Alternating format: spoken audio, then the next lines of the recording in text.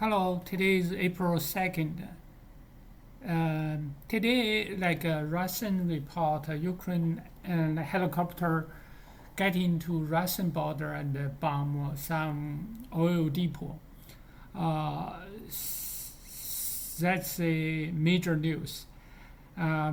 Let's come back to Mariupol. This is a heat map I got happened 3 days ago. So you can see 3 days ago, Mariupol has some really serious fighting going on inside the residential area, and also some happen in the office area. But let's compare to the heat map today. You can see today, like April 2nd, Mariupol is relatively more quiet. There is only some activity happened 24 hours ago. But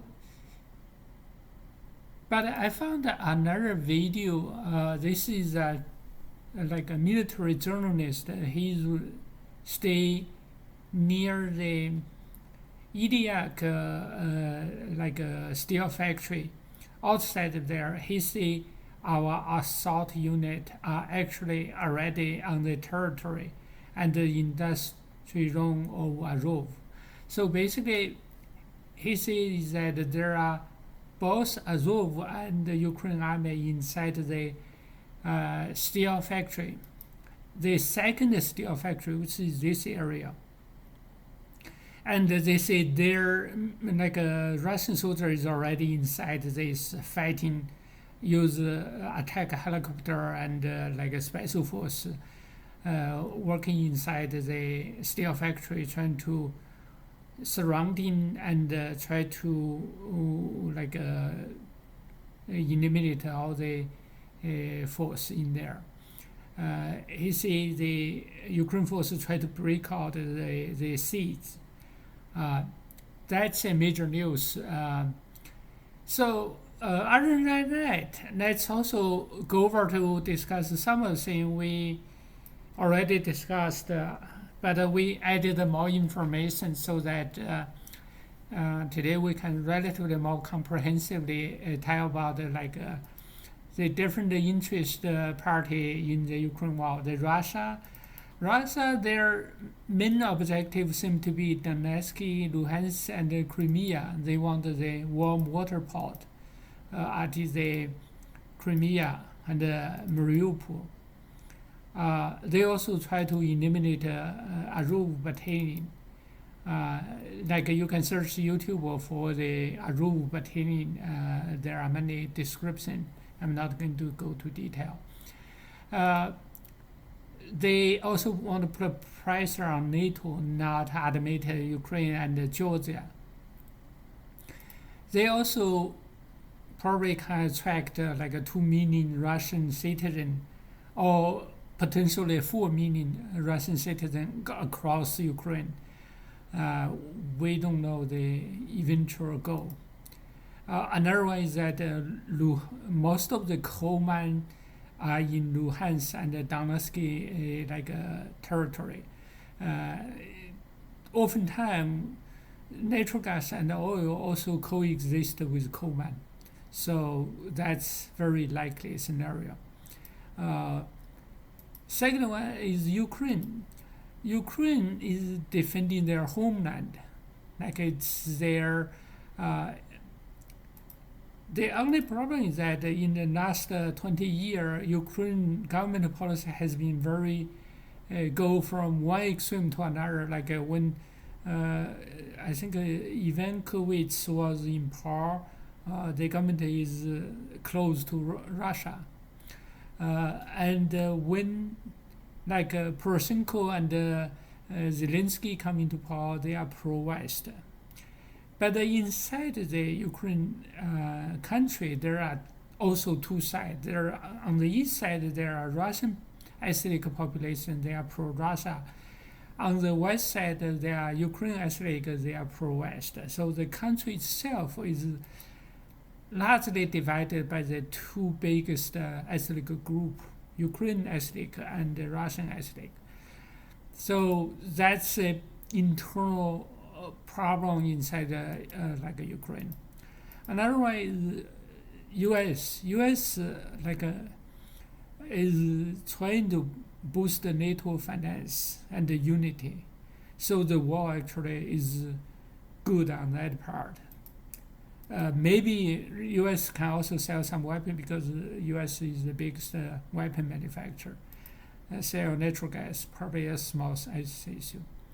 Weaken Russia, like Biden and Obama has been very hostile to Putin.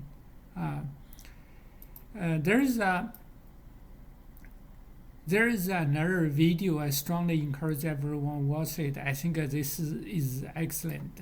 You will not really understand this until you watch this video.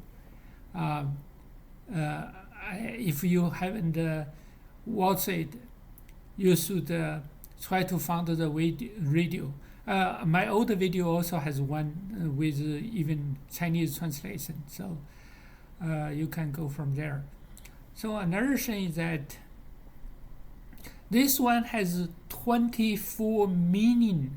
Usually political news are not very popular, but this one is extremely popular. I think most people agree that the Professor John Messenger is very persuasive. You should watch this video if you have not. The Biden also have a problem is that the pool about Biden has been cut in half. When Biden was just starting his office, he has about a 70% approval rating. Now he only have a 37%, approximately half. So the key problem with the Biden is that he's very materialistic. He's kind of relatively, in my opinion, we can discuss more.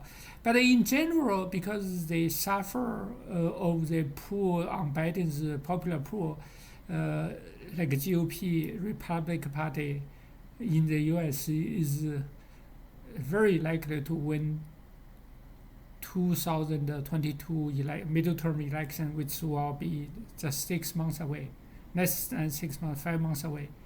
So another one is Trump looks like will win in 2024, very likely, partially because of the terrible Biden opinion poll. I think because of this, Biden is potentially use the war the war can benefit Biden. I'm not very sure, but at least most politicians try to use a war to improve the popularity. At least Putin is doing this. Putin before the war is a 60% approval rating. Now he is getting 70% approval rating. So another one is that,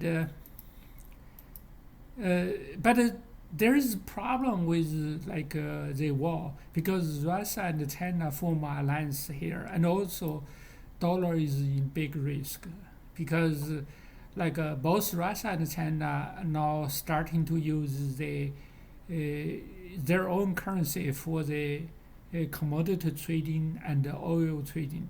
So think about Russia is the biggest oil exporter, China is the biggest importer.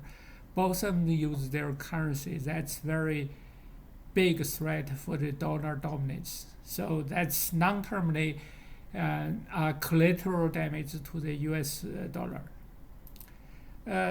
On the European side, Germany has a strong interest in Russia because the low-cost raw material and is a big market, right? Russia is a big market. So Germany is very practical because Germany was the first country to get into China when every other Western country was still don't treat China very well. It's like Germany try to create a good relationship with China and get into China with their car manufacturer. There was a period where in China, 80% of the car market is occupied by the German car. So you think about it, that's a great commercial interest. I think a similar situation is for the Russia. Like German consider Russia a very promising market. And also German has about a big chunk, half of the gas probably come from Russia, or maybe more than half a percent. UK and Johnson has also terrible opinion poll, and he made some mistake, and the newspaper journalists call him to resign. Turkey also has some problem. Turkey suffer economically, and their currency also depreciating. So there are different voices in Europe as well. So that's the basic picture. You can go from here and read more information about comment. I could not comment too detailed because YouTube has some limitation on what the YouTuber can see on the video. If I say something they don't like, I get a penalty. So in fact, United States, we are no longer really the free country, in my opinion. There is some personal press freedom is also limited. I think this happens pretty much everywhere. Anyway, thanks for watching. Please, if you like it, please subscribe and hit the like button. Thanks. Bye.